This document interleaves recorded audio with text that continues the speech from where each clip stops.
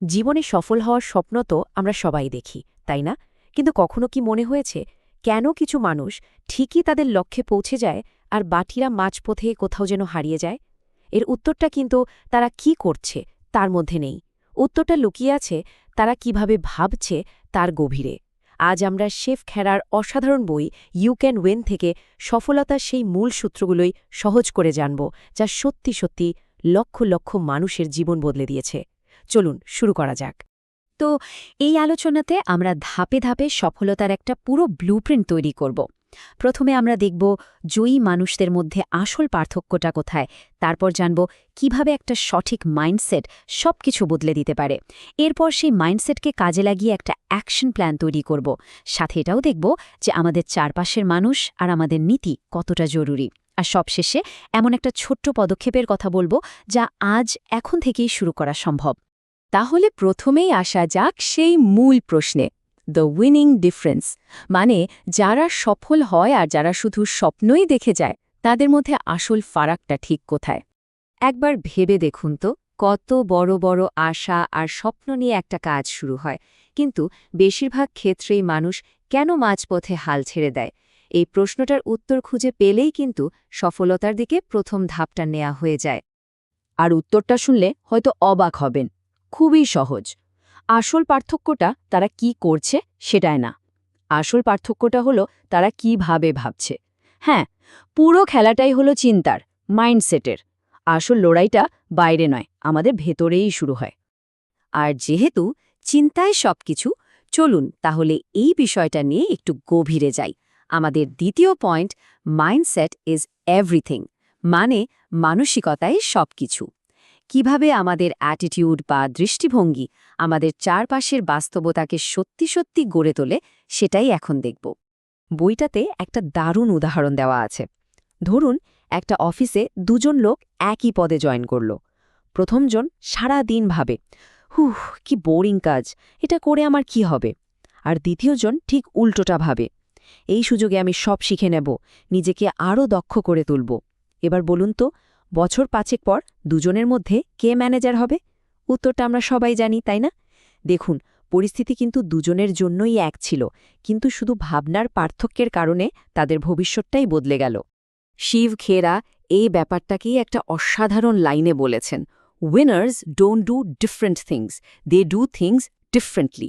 মানে যারা জেতে তারা আলাদা কিছু করে না, তারা একই কাজকে আলাদাভাবে করে। আসল খেলাটা কি করছেন সেটার নয়, কিভাবে করছেন সেটার। আচ্ছা, শুধু পজিটিভ ভাবলেই তো আর সব হয়ে যাবে না, তাই না? সেই ভাবনাটাকে তো কাজেও লাগাতে হবে।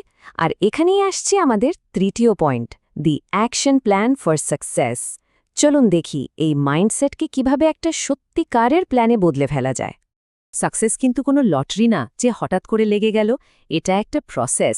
যারা সফল হয় তারা ভাগ্যের ভরসায় বসে থাকে না, তারা প্রথমে একটা প্ল্যান বানায়, তারপর সেই প্ল্যান অনুযায়ী লেগে থেকে কাজ করে, আর শেষ পর্যন্ত লক্ষ্যে পৌঁছায়।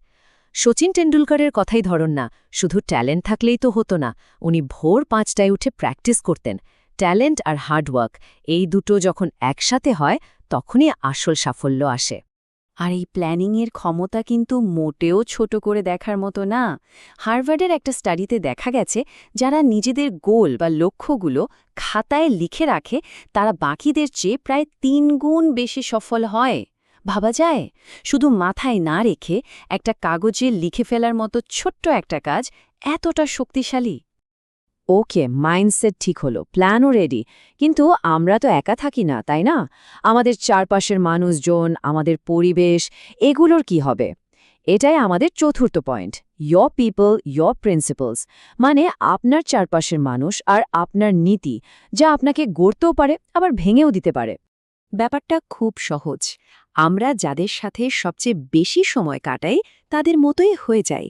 নেগেটিভ মানুষের সাথে থাকলে আমাদের স্বপ্নগুলো আস্তে আস্তে মরে যায়, আর উল্টো দিকে সাকসেসফুল মানুষদের সাথে মেশালে তাদের এনার্জি, তাদের অভ্যাস, তাদের চিন্তাভাবনা সবকিছুই আমাদের মধ্যে আসতে শুরু করে।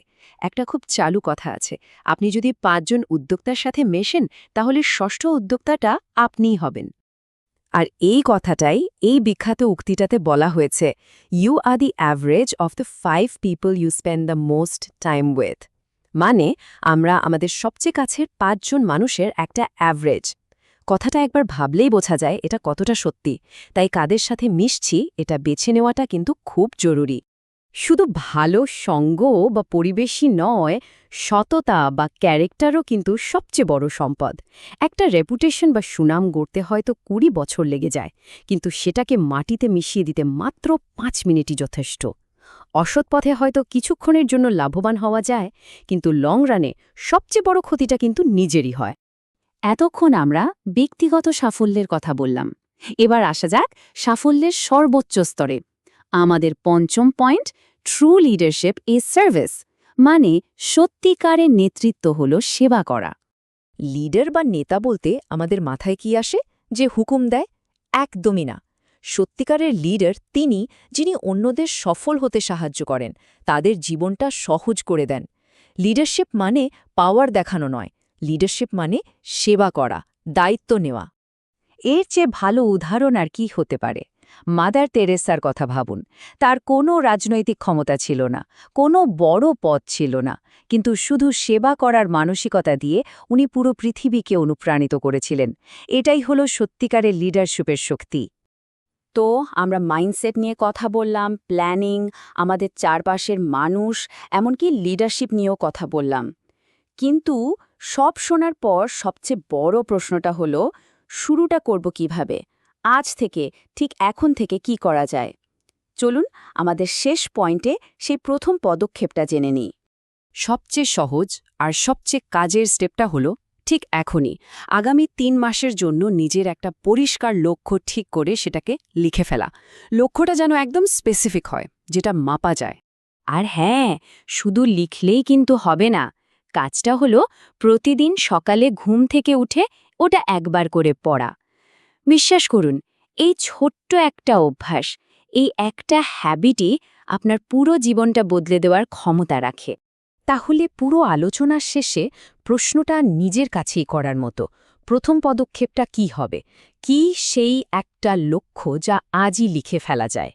জয়ী হওয়ার পথে প্রথম পাটা আজই বাড়ানো হোক।